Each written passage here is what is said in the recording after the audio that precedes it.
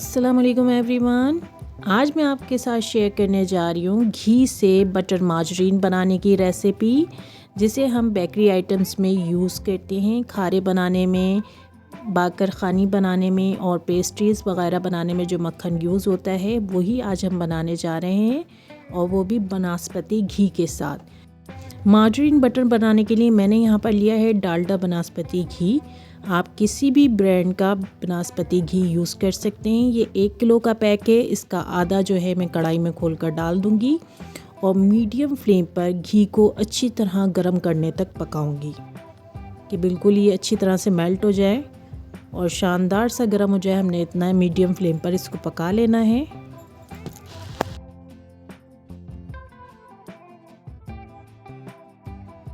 इतने मेल्ट हो, इतने हम यहाँ पर आ जाते हैं। एक बाउल में मैंने बिल्कुल बहुत ठंडा पानी लिया है और साथ में आप देख सकते हैं एक आइस का पीस बड़ा सा मैंने इसमें डाला हुआ है। ये इस तरीके से हमें चाहिए। और अब यहाँ पर आप देख सकते हैं जो घी मैंने कढ़ाई में डाला था वो बहुत शानदार तरीके से मेल्ट हो चुका है और शानदार सा गर्म है। तो इसको बहुत एहतियात से पकड़ते हुए हम आइस वाले बाउल में डाल देंगे। यहाँ पर ये आइस वाला बॉल है और साथ में चिल वाटर है। इसी में हमने गरम गरम घी को डाल देना है।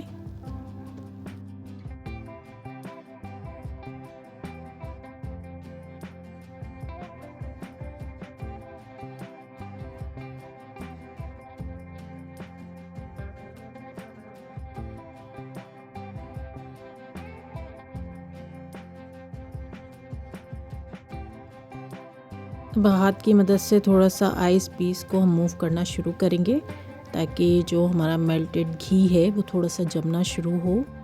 और जैसे ये जमना शुरू होगा इसको एक जगह पर हम इकट्ठा करना शुरू कर देंगे हाथों की मदद से।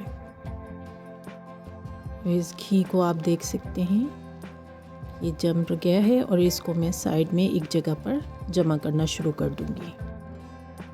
इसी तरह जितना मेल्टेड घी आहिस्ता आहिस्ता जमता जाएगा और फिर हम इसको एक साइड पर इसी तरीके से जमा करते जाएंगे सब तरफ से। जहाँ जहाँ भी जम रहा है मैं वहीं से लाकर इसको एक साइड पर जमा कर रही हूँ।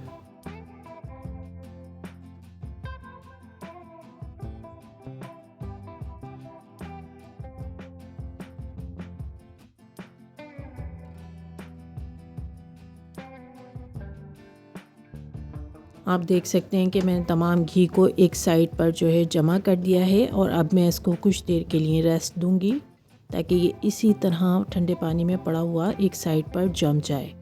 तो ये आप देख सकते हैं कुछ देर बाद आप देख सकते हैं कि घी का जो पीस है वो शानदार सा जम गया है। ठंडा पानी इसमें से रिमूव कर देंगे और इस पीस को दोबारा से तोड़कर उसी बाउल में डालेंगे। और अब इसमें हम दोबारा से शामिल करेंगे गर्म पानी। इतना गर्म पानी हमने शामिल करना है कि हमारा हाथ जो है वो इजीली इसको बर्दाश्त कर सके और घी भी जो है वो आराम से इसमें दोबारा से मेल्ट हो जाए। तो अगेन हमने घी को मेल्ट करना है। इस वजह से हाथों से इसको घी के पीसेस तोड़ देंगे ताकि जल्दी से गर्म पानी में ये घी मेल्ट हो जाए दोबारा से। यहाँ पर आप देख सकते हैं खासी हद तक मेल्ट हो चुका है। तो फिर मैं इसमें दोबारा से आइस का पीस डाल दूंगी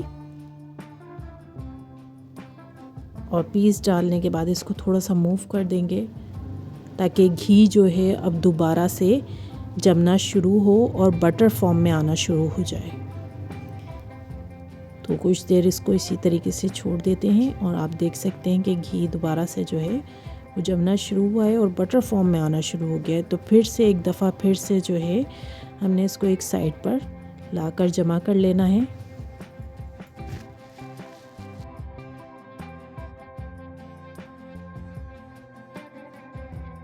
अब आप यहाँ पर देख सकते हैं कि एक साइड पर लाकर मैंने इसको जमा कर लिया है और अब मैं इसकी बॉल से बनाकर जो है निकाल लूँगी और इसका एक्स्ट्रा पानी इस तरीके से कर हम इसमें से रिमूव कर देंगे।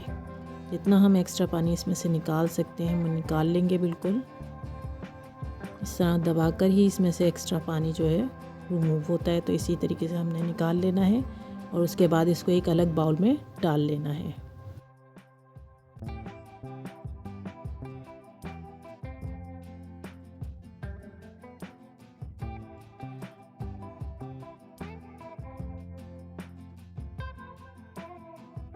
पानी को रिमूव करते हुए हमने तमाम घी जो कि अब बटर फॉर्म में आ चुका है वो निकाल लिया है।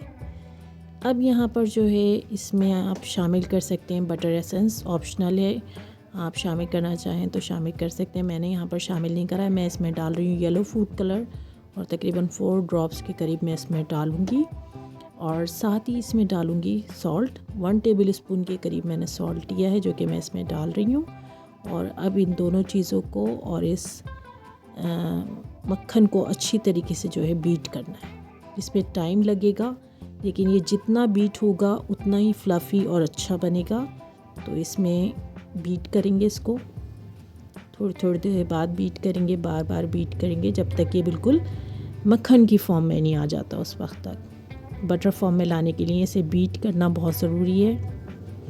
मैं यहाँ पर हाथ से कर रही हूँ। अगर आपके पास ब्लेंडर मशीन मौजूद है तो आप उससे भी बीट कर सकते हैं। जो भी इसमें थोड़ी बहुत बॉल्स हैं वो बिल्कुल अच्छी तरीके से बीट करने से जो है डिज़ोल्व हो जाएंगी और बहुत अच्छी तरीके से मिक्स हो जाएंगी इसमें। तो कुछ देर बाद आप देख सकते हैं कि मैंने इसको कितना बीट करा है और ये शानदार सा मक्खन जो है बिल्कुल बनकर रेडी हो चुका है। मार्जरीन बटर है ये, बेकरी आइटम्स के लिए ये यूज़ होता है। और कितना फ्लफ़ी और कितना शानदार सा हो गया है बीट करने के बाद।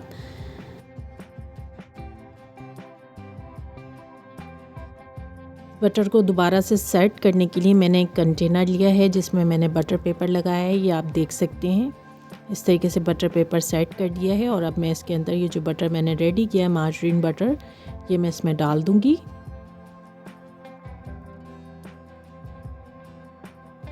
यहाँ पर आप देख सकते हैं सारा बटर मैंने इस कंटेनर में डाल दिया है।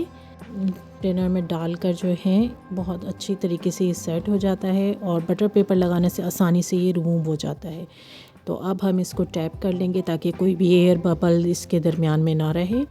और इसको टैप करने के बाद जो है अब मैं 24 आवर्स के लिए रेफ्रिजरेटर में रख दूँगी ताकि शानदार तरीके से बिल्कुल सेट हो जाए। यहाँ पर आप देख सकते हैं कि कितना शानदार मार्जरीन बटर रेफ्रिजरेटर में सेट होने के बाद बिल्कुल रेडी हो चुका है। तो अब हम इसको डीमोल्ड कर लेंगे और ये बटर पेपर की वजह से आसानी से जो है डीमोल्ड हो जाएगा, आप देख सकते हैं।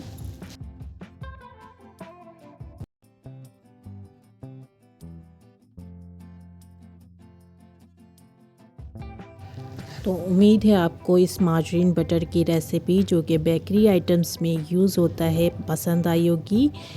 मार्जरीन बटर की ये रेसिपी अगर आपको अच्छी लगी तो इसे लाइक एंड शेयर ज़रूर कीजिएगा।